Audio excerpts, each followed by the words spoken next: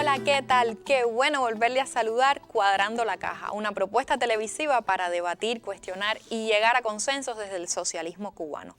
Yo soy Marslenin Pérez y le quiero dar la bienvenida a este espacio que promete ser un cuadre diferente. No resuelve la situación realmente, pero bueno, uno necesita comprar algunos artículos de primera vida y por eso acudí a comprarlo aquí, a la cadena.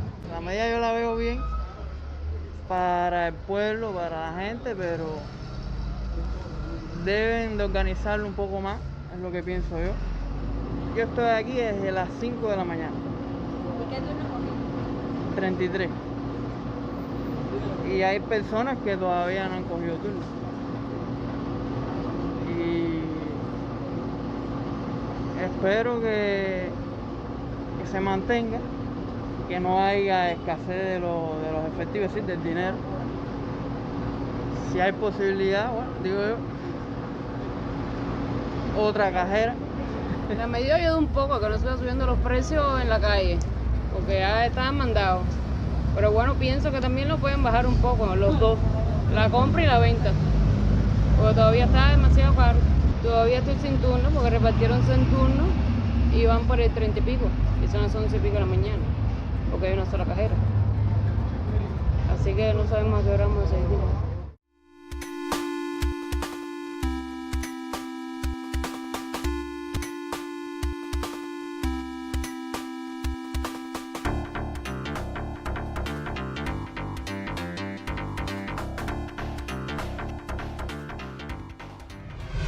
Y qué mejor manera de introducir nuestro programa de hoy que a través de las opiniones de quienes ya han acudido a la Cadeca. Como ya usted puede apreciar, nuestro tema central será otra vez el mercado cambiario en Cuba. Hace apenas 2 emisiones estábamos aquí mismo conversando a propósito de aquella primera medida dada a conocer de que el Estado cubano entraría a comprar divisas para luego, en el corto plazo, empezar a venderlas. Por supuesto, siempre hubo quien dudó que esto se podría cumplir y que además se implementaría en el poco tiempo.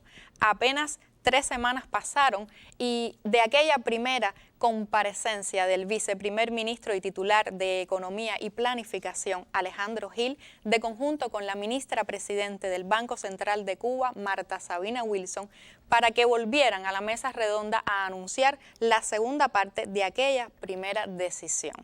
¿Por dónde vamos en la construcción de un mercado cambiario oficial en Cuba? Si a usted le cuadra este tema, acompáñanos.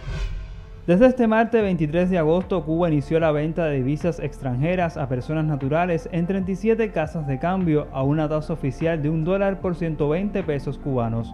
La medida forma parte de la implementación del mercado cambiario. Marta Sabina Wilson González, ministra de Presidente del Banco Central de Cuba, informó que las unidades seleccionadas corresponden a cabeceras provinciales y algunos municipios elegidos, y en el caso del municipio especial Isla de la Juventud, será a través del Banco Popular de Ahorro. En España, el precio promedio de la luz para los clientes de tarifa regulada vinculado al mercado mayorista volvió a subir este miércoles con un repunte del 19,4% con respecto al martes, para situarse en los 436,25 euros por megavatio. De esta manera, se registra un nuevo máximo de la entrada a vigor desde el tope del gas. La compañía canadiense Blue Diamond Resorts informó que ampliará su presencia en Cuba y administrará el Hotel Inglaterra, el más antiguo de la mayor de las Antillas, ubicado en La Habana. A partir de noviembre, Blue Diamond comenzará a gestionar esta instalación, situada a pocos metros del Capitolio Nacional, el Gran Teatro de La Habana Alicia Alonso y el Paseo del Prado.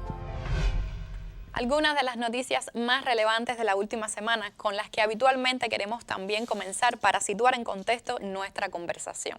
Y hoy estoy acompañada por 2 nuevos integrantes del equipo Cuadrando la Caja. Me refiero al joven licenciado en Contabilidad y Finanzas, Alejandro García. Muchas gracias por la invitación. A ti. Y también el doctor en Ciencias, Antonio Romero, quien es profesor titular del Centro de Investigación de la Economía Internacional de la Universidad de La Habana. Bienvenido. Muchas gracias por la invitación. Y con nosotros otra vez, si de este tema se trata, el profesor máster en Ciencias y decano de la Facultad de Contabilidad y Finanzas de la Universidad de La Habana, Rafael Montejo. Gracias por la invitación. Bienvenidos a los tres y muchas gracias por aceptar la invitación. Bueno, para comenzar, una primera pregunta que me parece muy idónea para iniciar el debate. ¿Qué significa este nuevo paso que se ha dado en la implementación de un mercado cambiario? ¿Qué representa para este mercado cambiario oficial y qué impacto creen ustedes que tiene para nuestra economía? Quiero aprovechar la oportunidad para felicitar a Tony y al CIEI por su 52 aniversario recientemente cumplido, y Tony, que fue durante muchos años director de este importante centro de estudio de la Universidad de La Habana. Yo creo que estamos en los primeros pasos, lógicamente, de lo que se ha dado en llamar mercado cambiario, mercado de divisas. Y bueno, ya comenzó a complementarse las dos, digamos, fases del compra y venta. Pero este todavía es un paso muy inicial. Cuando estamos hablando de un mercado de divisas, estamos hablando prácticamente de un ente institucional donde participan otros muchos actores principales de la economía, entidades públicas, empresas privadas, donde también en ese mercado, idealmente de oferta y demanda de divisas y de la moneda nacional, y en esa interacción hay operadores, hay también ofertas, subastas, hay mercado derivado, es decir, es un complejo. Cuando hablamos de, propiamente dicho, de un mercado de divisas, es una interrelación que tiene mucho mayor complejidad que el intercambio en ventanilla de un cambio de una divisa por otra en las condiciones cubanas. Pero sin duda es un paso importante porque había que empezar, o hay que empezar precisamente por estos primeros pasos. Y bueno, y paulatinamente tendrá un impacto que todavía no se puede apreciar, obviamente, porque estamos prácticamente a días de haber comenzado esta nueva, digamos, fase ya de compra-venta para la población, en que sin duda también para este segmento de la población que está participando, que no están todavía implicadas el sistema, digamos, empresarial, las empresas privadas, bueno, sin duda para esa parte de la población tiene un impacto en sus vidas cotidianas y en las necesidades que pueden complementar con estos pasos iniciales. ¿Cómo creen ustedes que se relaciona este segundo paso hacia el mercado cambiario con algún modo efectivo de regular, de controlar este mercado informal? Bueno, como dijo el profesor Montejo, estamos en presencia del inicio, yo diría muy limitado, como él bien explicó, de lo que debería ser un mercado cambiario en Cuba. Sin embargo, hay que reconocer que es importante en el sentido de que empieza a transparentarse y reconocerse oficialmente, digamos, las condiciones mínimas que están en la base de un mercado. Pero como decía el profesor Montejo, para que un mercado sea mercado y sea reconocido como mercado, tiene que reunir un conjunto mínimo de condiciones que todavía no se reúnen en Cuba, lo cual no quiere decir que no los reunirá en el futuro. Para que sea un mercado, y esto lo estoy explicando porque la pregunta es en qué medida eso puede regular.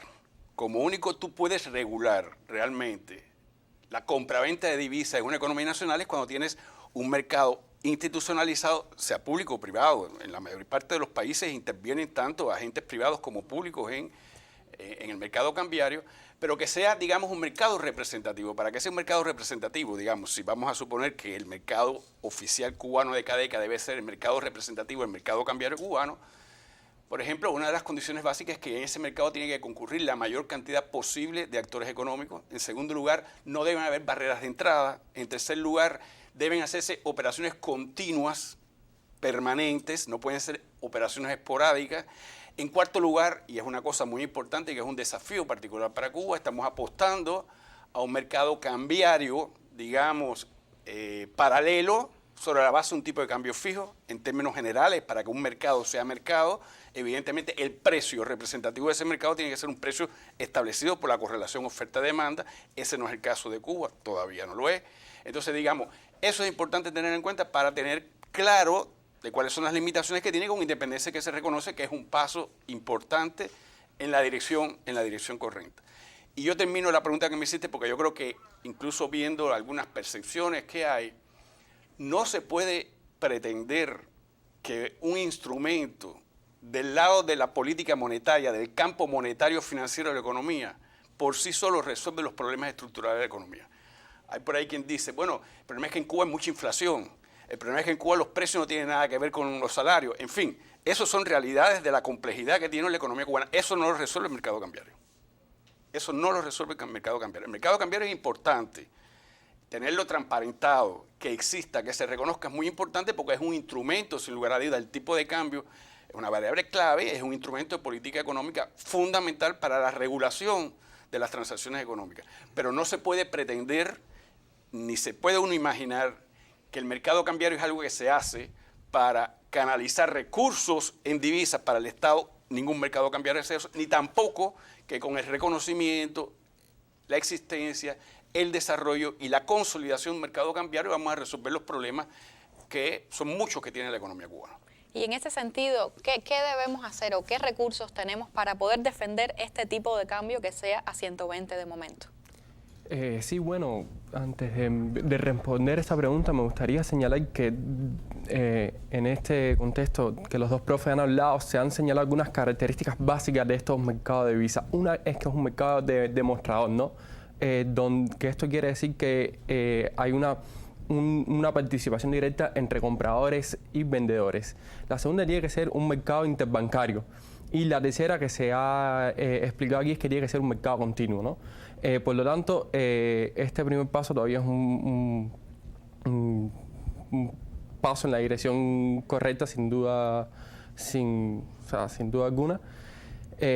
Pero todavía falta muchas otras etapas y todavía un proceso para lograr estructurar en Cuba un mercado cambiario que, repito, es totalmente necesario para lograr dinamizar el sistema financiero cubano, que lo necesitamos, y para lograr que esas fluctuaciones en las operaciones comerciales y en las inversiones fluyan de una forma eficiente, ¿no? Y bueno, ¿con qué recursos cuenta el Estado para lograr resolver esto? Yo pienso que el principal recurso con que el Estado cuenta son el superávit que está empezando a tener, como dijo el viceprimer ministro y ministro de Economía, de divisas, ¿no? Y eso le permite al Estado maniobrar de una forma más eficiente, ¿no? Y con la información que os van captando, me imagino que en ese mercado financiero funciona como un sistema de palancas para dirigir hacia dónde, qué caminos tomar. Alejandro, cuando dice superávit, ¿a qué se refiere? ¿En este mercado, en estas operaciones? En estas operaciones. Porque el mercado cambiario funciona así. El mercado cambiario es un mercado en el cual hay una correlación de oferta y demanda y hay un precio que establece esa correlación oferta-demanda. Pero Cuba tiene un déficit de divisas crónico en términos de su balanza de comercio exterior que se ha agudizado en los últimos tiempos. Y tuvimos un periodo de tiempo en el cual ese déficit crónico del balance comercial de bienes de Cuba era compensado por un excedente de servicios. E incluso llegamos a tener años donde había un excedente de la cuenta corriente. Desde hace 2 años tenemos un déficit en la cuenta corriente. Por lo tanto, hay una gran restricción en términos de liquidez de divisas. Pero en este mercado lo que hay es, evidentemente, se han delineado las condiciones mínimas que tiene cualquier mercado cambiario, que es un mercado en el cual hay oferentes de una mercancía, de un servicio, de un recurso, y hay demandantes. Y la demanda y la oferta la debe establecer el precio de ese bien, de esa mercancía, de ese servicio y de ese recurso. Y que en este primer momento se tomó como referencia, no olvidar, 120, porque en ese momento estaba aproximadamente también el mercado informal.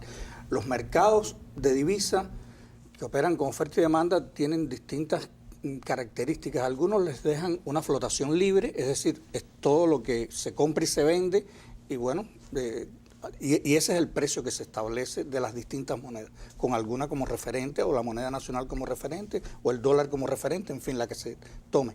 También puede estar, digamos, una tasa fija que se va cambiando por el Banco Central cada cierto tiempo, bueno, de acuerdo a las características y la apreciación que tiene del comportamiento general de la economía. Y hay otra que le llaman flotación sucia, que es aquella en la cual el banco solo interviene en aquellos casos en que siente o tiene la percepción de que hay una caída muy abrupta de alguna de las condiciones económicas, digamos, del propio precio de la moneda nacional, y entonces interviene de alguna manera, o comprando o vendiendo de acuerdo a cómo se esté comportando en ese momento. Entonces hay distintas estrategias también. Esos son los recursos, digamos, de herramientas monetarias que decía Tony. Pero ¿cuáles son los recursos del Estado? Para volver a la pregunta inicial que comenzó Alejandro, yo creo que el tema central sigue siendo que se active la economía nacional. Si no se activa la economía nacional, y en el caso específico de Cuba, no hay ofertas en CUP, sino hay un mercado minorista donde las personas puedan ir satisfaciendo sus necesidades básicas iniciales e ir incrementándolas también, por supuesto. Entonces, lógicamente, si el Estado no tiene esos recursos y no los pone, el mercado cambiario por sí solo, reafirmando lo que Tony comentaba, por sí solo es una herramienta más, pero no lo resuelve todo. Nos da información para la toma de decisiones, regula algunos aspectos además del mercado que están hoy o estaban directamente, digamos, copados por el mercado informal. Y ahora ya ese panorama comienza a cambiar. Y a propósito también de lo que ya ustedes me han ido adelantando, veo aquí algunos peligros sobre los cuales quisiera que conversáramos, peligros, distorsiones posibles que pueden estar aparejadas a estas decisiones que se están tomando. Por eso les voy a presentar el siguiente material que tiene un poco que ver con la continua guerra política, económica que Estados Unidos mantiene contra Cuba. Sobre esto, Javier Gómez escribió recientemente un artículo que fue replicado por Cuba Debate y así vamos a introducir este material.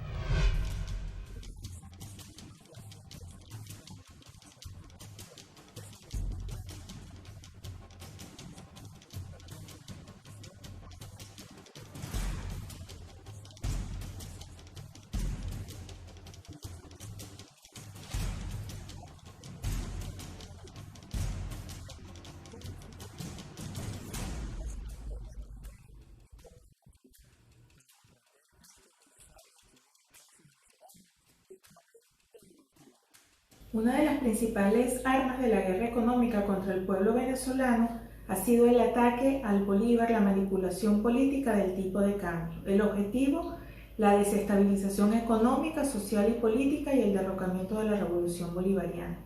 ¿Cómo funciona esta arma? Han posicionado desde hace varios años a través de portales web, Dollar Today y de las redes sociales un tipo de cambio que es ficticio, que no responde a criterios económicos, sino a criterios políticos y criterios de guerra.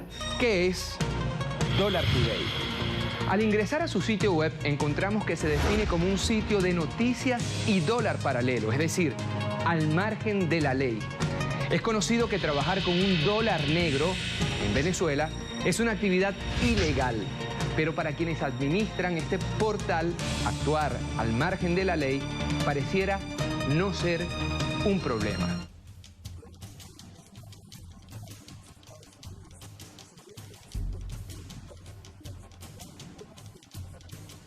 Guerra económica. Dollar Today no es una sencilla e inofensiva página web. Creada el 18 de mayo del año 2010 por factores que estuvieron involucrados en el golpe de Estado en abril de 2002. Estos conspiradores operan desde Miami y son parte de la mafia Cúcuta-Miami-Cúcuta y presentan una tasa irreal del dólar que no está basada en la oferta y la demanda. Ese tipo de cambio manipulado, aunque ficticio, genera 5 efectos. Primero, inflación, hiperinflación en el caso venezolano. Segundo, un deterioro del salario real, del poder adquisitivo que transversaliza a todos los hogares de Venezuela, principalmente asalariados. Tercero, una disminución de los niveles de producción. Cuarto, un deterioro del desempeño de la administración pública, porque tampoco, dado el aumento de los precios, es suficiente el presupuesto público. Y la dolarización de la economía. Es una de las armas más poderosas que tiene el imperialismo contra los pueblos.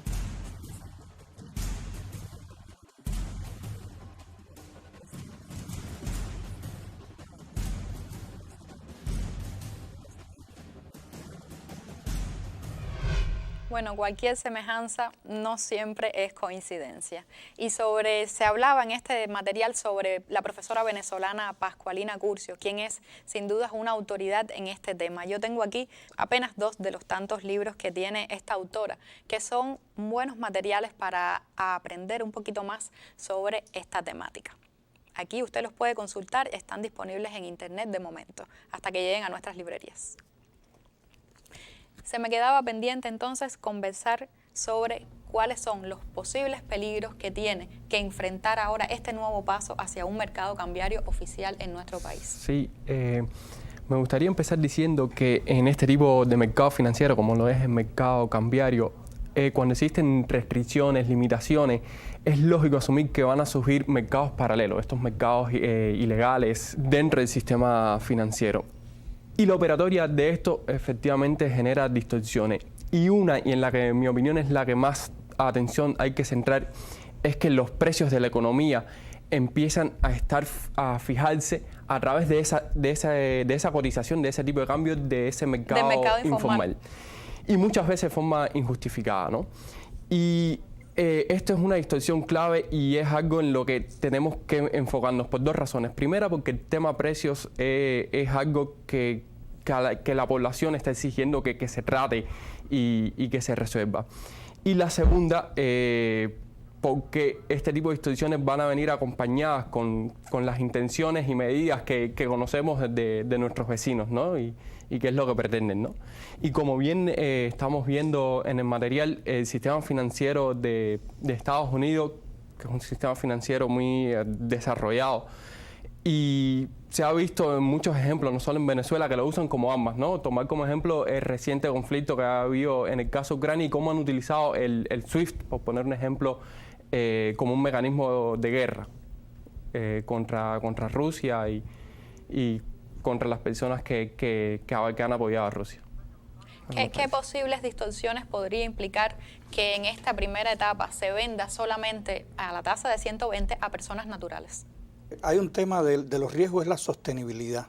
La sostenibilidad. Estamos hablando de un mercado de compra-venta. Sostener el mercado es importante. La sostenibilidad del mercado. Lo otro es que si los otros actores no comienzan a entrar, muchos actores, vamos a señalar del sector, digamos, privado, primero necesitan entrar para ellos también transparentar sus actividades económicas. No pueden transparentar sus actividades económicas, digamos, desde el punto de vista contable, si no logran justificar que están adquiriendo por un mercado legal, están adquiriendo las divisas que necesitan para poder acceder a las mercancías, productos, servicios, para sostener sus negocios. Y es obvio que si no pueden, entonces, ya aquí hay un riesgo importante si...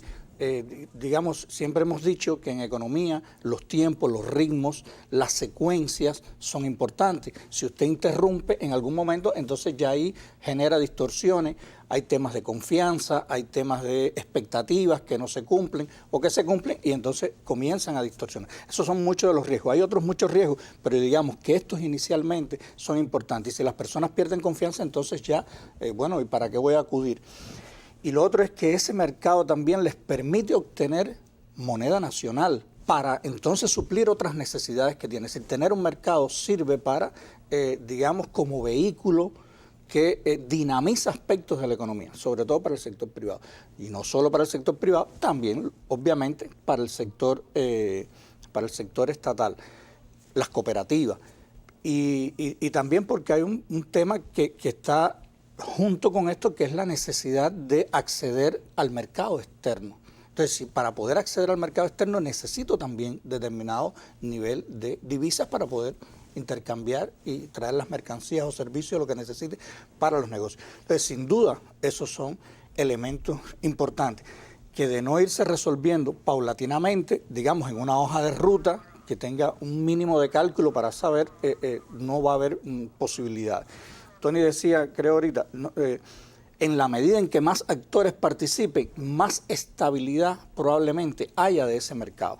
Porque, digamos, si entran las grandes empresas que más exportan en Cuba, y esto es un mercado de oferta y demanda, si entra biotecnología, si entra el níquel, si entra el turismo, entonces ahí se dan las grandes, digamos, transacciones. Estas transacciones que estamos viendo son transacciones, digamos, menores en comparación con todo ese volumen que puede hacer todo el sistema empresarial, bueno, incluido el sistema empresarial, incluido las estatal MIPYMES, y no estatal. Estatal y no estatal. Fuerza el CEU a la moneda nacional cubana. ¿Qué es el objetivo? Que es el objetivo final, claro. Yo lo que creo es que esa pregunta que se ha hecho es muy importante porque conecta esencialmente es una opinión personal mía, una de las principales debilidades que ha tenido en los últimos tiempos el proceso de transformación económica en Cuba. Pueden haber diversas razones que justifican o no justifican estas debilidades. Y es el hecho de que la economía es un sistema. Además de ser una ciencia, y además de ser una ciencia social, la economía es un sistema. y tú tienes que abordar las transformaciones dentro de un contexto sistémico, coherente. Entonces, lo que se ha hecho respecto a iniciar el proceso de venta de divisas, que es la primera etapa a donde se quiere llevar para tener un mercado cambiario, que no es mercado cambiario todavía, eso tiene que ir simultáneamente, ir acompañado de un conjunto de transformaciones estructurales, institucionales, normativas. ¿Para qué? Voy a poner un ejemplo. Decía Montejo, y es muy importante, esto tiene que ser sostenible. Si esto deja de ser sostenible, la pérdida de credibilidad es enorme en la capacidad de nuestra política económica. Para que esto sea sostenible, hay varios factores que hay que tener en cuenta. Yo diría, un primer factor es que hasta este momento está muy limitado la oferta de este mercado, porque incluso, como es una oferta limitada, pero además en este caso solamente se hacen transacciones en términos de dólar físico, de moneda físico, hay que tener en cuenta que en las últimas semanas se empezaron a hacer transacciones en el mercado cambiario cubano de personas que vendían divisas mediante transferencias electrónicas. Y esas divisas existen, ¿verdad? No son materiales que están en una moneda, pero en una moneda física, pero están. Sin embargo, hasta ahora, mientras tanto se siga por CADECA, esa oferta limitada que hay de divisas está reducida a no sé qué proporción, porque solamente se hacen transacciones en físico. Es un primer elemento grave. Segundo lugar, estoy hablando del lado de la oferta. Segundo lugar, si tú sabes que tienes una oferta limitada, que vas a tener una oferta limitada, que este es un mercado sui generis que no llega a ser mercado porque está dirigido única y exclusivamente para satisfacer la demanda del sector privado, vamos a suponer, y de la población. Sí, y de la población. Ahí no está el sector estatal, ¿verdad? Pero es limitado. Entonces tú tienes que hacer acciones, medidas que interactúen entonces en la demanda. Bueno, ¿y por qué es tan alta la demanda de divisas? Todo eso es porque estamos bajo el supuesto también, que es una restricción también que tiene nuestra apuesta a esto, y es que el tipo de cambio es fijo, o prácticamente fijo.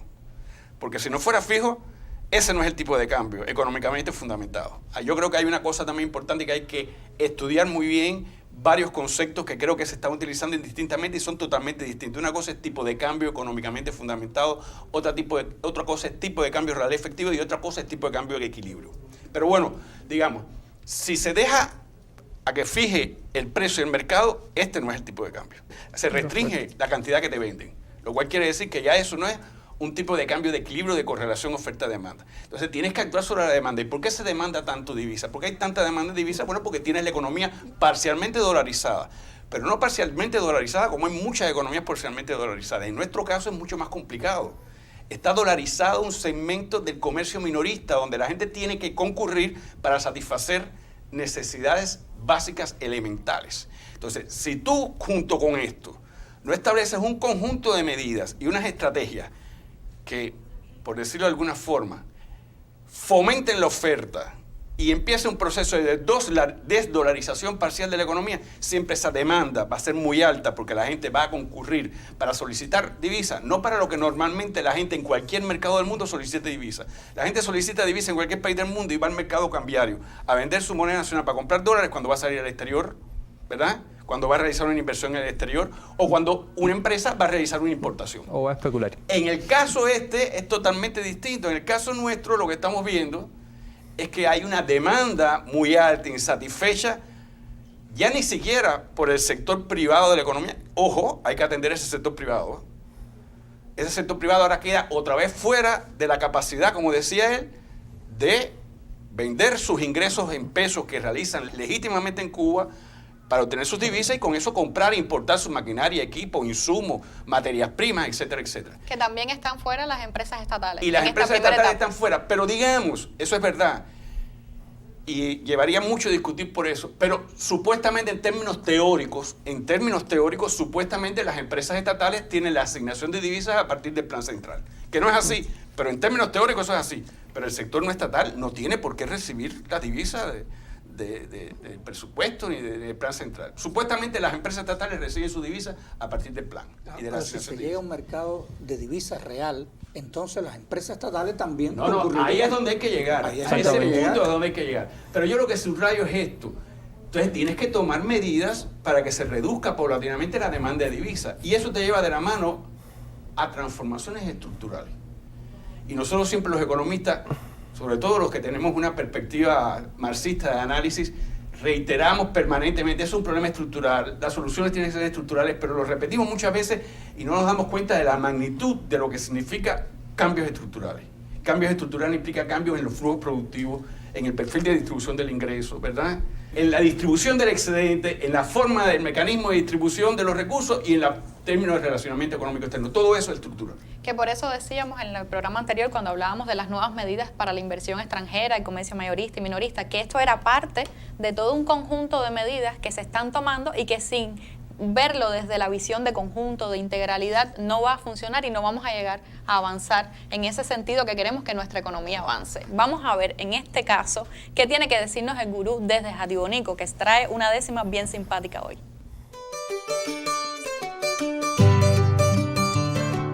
La noticia es que KDK empieza a vender divisas y quien especuló con prisa hoy debe andar con jaqueca.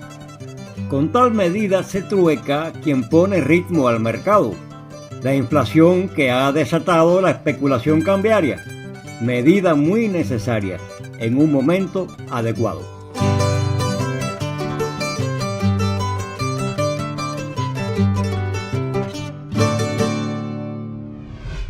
Dice nuestro gurú que quien especuló con prisas hoy debe estar con jaquecas.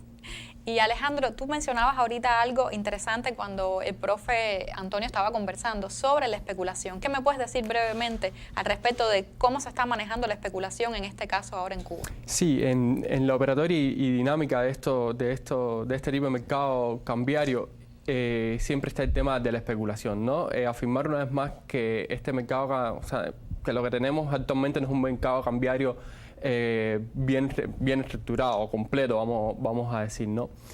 Y precisamente por esto el tema de la especulación se convierte prácticamente en un nuevo puesto de trabajo, ¿no? O sea, hay actores que se van a beneficiar de las fluctuaciones que pueda haber a futuro en los tipos de cambio, ¿no? O sea, que vale la pena hacer la cola a las 5 de la mañana para aprovecharse, para comprar esas divisas y especular, ¿no? Y en un futuro esperar obtener una ganancia a partir de esa especulación. Pero, y no tan a futuro, porque hoy hay casi 15 pesos de diferencia. Y claro, 15 pesos, pero cuando usted multiplica 15 pesos por 100 o por otra cantidad de dinero, más o menos, o por 1000 o por 500, lógicamente ahí hay ya un... ¿Esos 15 pesos de diferencia se refiere usted a qué? A que en el mercado informal aún hoy está alrededor de 140 y con 123 aproximadamente, ¿no? Y a propósito de estos dos comentarios, conecto con, por ejemplo, veíamos en el video al inicio, en la opinión de las personas, que sí eran personas decentes, trabajadoras, no estoy hablando de los revendedores, ¿no? que enseguida buscan una brecha para hacer de eso un modo de sobrevivir. Pero en el caso de estas personas, de estos trabajadores del pueblo, que en estos momentos han quedado indiferentes ante estas medidas precisamente porque no tienen divisas para vender o la suficiente cantidad de moneda nacional como para poder acudir ahora a las KDKs a comprar. ¿Qué les podemos decir al pueblo en estos momentos? ¿Cuál va a ser la expectativa, la esperanza en este sentido para este tipo de personas que todavía no se sienten beneficiadas, no están beneficiadas con esta medida? Bueno, obviamente, ya creo que lo habíamos comentado en el programa anterior referido a este tema. Hay un grupo de personas grandes que ni acceden a las divisas por ninguna vía, ni tienen remesas, ni tienen un trabajo por el que puedan acceder. Y entonces, lógicamente, no pueden vender y adquirir moneda nacional. Si lo tuvieran, tampoco están tan interesados, porque obteniendo moneda nacional habría que ver entonces en qué las pueden emplear. Y volvemos al punto inicial. El punto inicial es que se necesita que todas estas medidas, y no solo estas específicamente, sino como Tony abordaba, el conjunto de medidas, su sistematicidad, su encaje, interrelacionamiento, coherencia, la organicidad que logren en la vida entonces, real. En la vida real haga que se estimule la actividad económica en general del país y haya una oferta. Sin esa oferta, entonces, a la pregunta directamente, en general todos nos debemos beneficiar, pero específicamente hay sectores de la población que hoy directamente ni están interesados, como tú dices en tu pregunta, en comprar ni en vender porque sencillamente no acceden a las divisas. Entonces, bueno, en un camino, digamos, de mejoramiento de las condiciones dentro de las cuales esta es una medida más, entonces obviamente pudieran tener un mejoramiento general esas personas. Pero directamente la medida no va a impactar en ese sector de la población todavía. De inmediato. De inmediato no va a impactar. Sobre todo porque aún hoy, y se va a mantener durante un tiempo, que no vamos a hacer aquí, como dicen, de gurú ni bola mágica, de decir dentro de un mes, 2 meses. No es nuestra función adivinar, aunque se pueden hacer pronósticos y es válido en economía hacer pronósticos, pero sencillamente hay que esperar un tiempo a que el mercado al menos madure y estas condiciones maduren y el resto de las medidas que hemos estado comentando también. Y también hay un sector de la población que sencillamente no quiere operar en divisa fuerte, quiere operar con su moneda nacional, con el CUP, ¿no? Y yo diría que este abanico de medidas o esta medida que tiene que ir acompañada o sea, esta por sí sola no resuelve el problema, tiene que otras acciones y decisiones tienen que tomarse. El objetivo final es no más tiendas MLC, pues. O sea, darle el peso ese a la moneda nacional, ¿no? Y que las transacciones que haga la población en sentido general sea con el CUP, que el CUP gane valor y a la vez que haya una mayor oferta de bienes y servicios, como está explicando el profe. Y hay un factor que no hemos mencionado, no sé si Tony, disculpa que ibas a hablar, y es que estamos hablando también de 2 tipos de cambio todavía, y quizás más tipos de cambio. Entonces, tenemos que llegar a un tipo de cambio único, que ese es otro camino también al que llegar y que no es tan fácil tampoco llegar a ese tipo de cambio único. Que usted dice algo que a mí siempre me gusta mucho, que es que usted dice, darle valor, porque se dice usualmente hay que darle valor al peso cubano, pero usted yo lo he oído decir, el peso cubano tiene valor.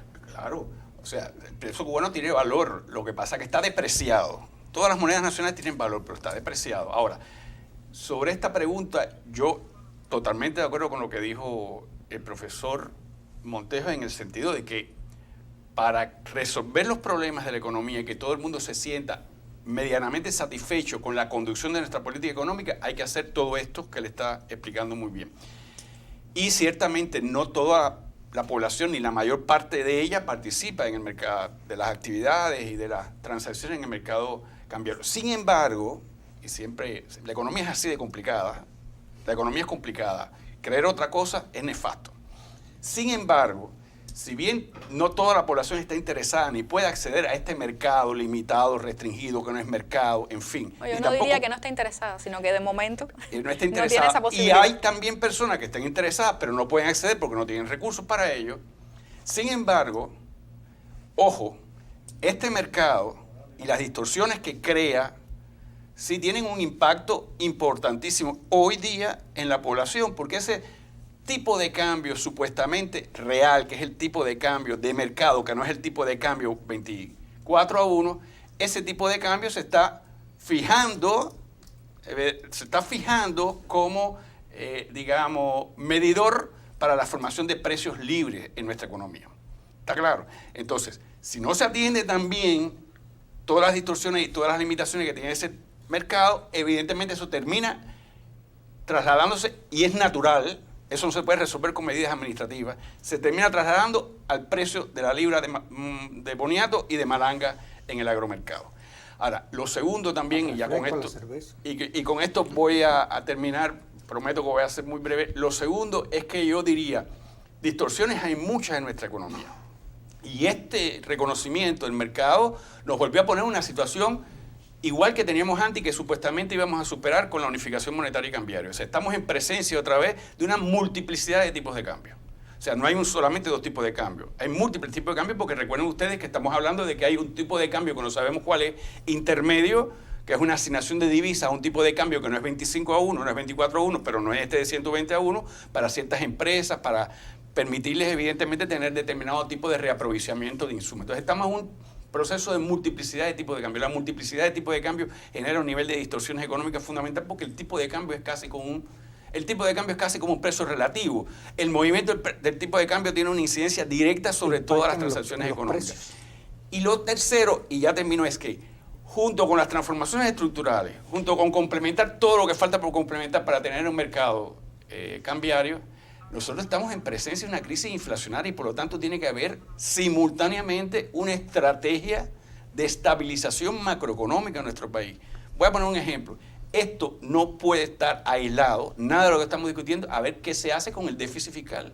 Nosotros tenemos un nivel de déficit fiscal insostenible, que es fuente de inflación. Es fuente de inflación.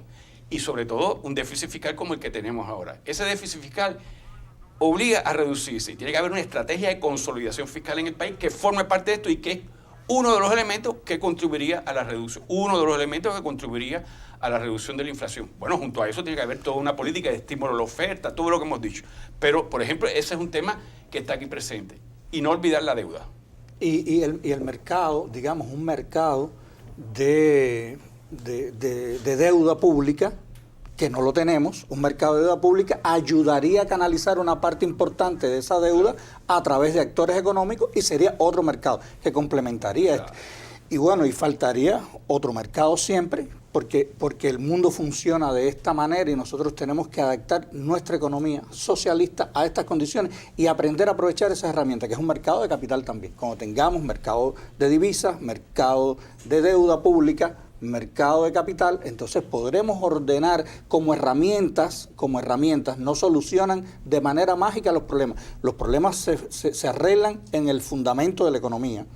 Allí en la producción, Tony lo explicó muy bien ahorita. Bueno, hasta aquí nuestra emisión de hoy. A ustedes tres, las gracias por participar, por su tiempo, sus conocimientos. Y a usted, como siempre le digo, nuestra realidad, nuestra cotidianidad no basta con ser interpretada, descrita, comentada, sino que juntos debemos transformarla. Yo cuento con usted para hacerlo desde el socialismo cubano. Nos vemos pronto. Cubanos y el Timbirichi levanta tu economía. No te olvides que un buen día naciste sin Timbirichi. Sin Timbirichi. No olvides al barrio.